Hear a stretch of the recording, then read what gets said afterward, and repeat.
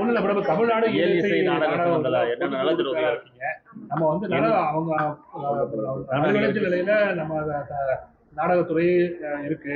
நம்ம நலவாரிய மூலியமா என்னென்ன வந்து நம்ம அவங்க மேம்படுத்துறதுக்கு என்னென்ன நடவடிக்கை நம்ம எடுக்கிறோம்?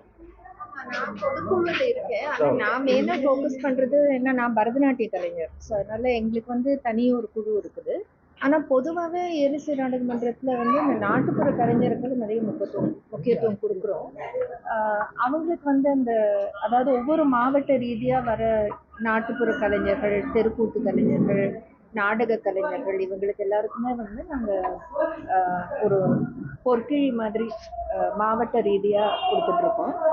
கொஞ்ச நாள் முன்னாடி நானே இங்கே கலெக்டர் ஆஃபீஸ் மூலமாக தான் அதை கொடுத்துட்ருக்காங்க. ஸோ அவங்களுக்கு ஒரு உதவித்தொகை மாதிரி கொடுக்குறோம். அதே மாதிரி கலைமாமணி விருது பெற்ற அந்த முதுபெரும் கலைஞர்கள் இல்லை நலிவுற்ற கலைஞர்கள் இவங்களுக்கு எல்லாமும் கூட ஒரு நிதி உதவி மாதிரி கொடுத்துட்ருக்கோம். இந்த மாதிரி நிறைய, அதாவது கலைமாமணி விருது கொடுக்கறது ஒரு பக்கம் இருந்தால் கூட இந்த மாதிரி ஏற்கனவே விருது பெற்றவங்க, ஏற்கனவே மாவட்டத்தில் இருக்கிறவங்க, அதே மாதிரி அங்கங்கே அந்த விழாக்களையும் நடத்திட்டு இருக்காங்க. ஸோ நிறைய நல்ல பணிகளை செய்யணும். நீங்க பாரம்பரியமான அரசியல் குடும்பத்துல இருந்து வந்திருக்கீங்க. இப்ப இருக்கிற கரண்ட் சிச்சுவேஷன், அரசியல் சிச்சுவேஷன், நான் வந்து அரசியல் குடும்பத்துல இருந்து தான் வரேன்னு தவிர எனக்கு அரசியல் பத்தி ஒன்றும் தெரியாது.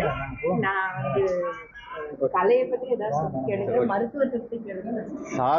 இப்ப இருக்க சுகாதாரத்துறை, நம்ம சுகாதாரம் வந்து நம்ம வந்து நான் வந்து அப்போலோ மருத்துவமனையில வேலை பண்றீங்க, அதை பத்தி ஏதாவது கேட்குறேன்.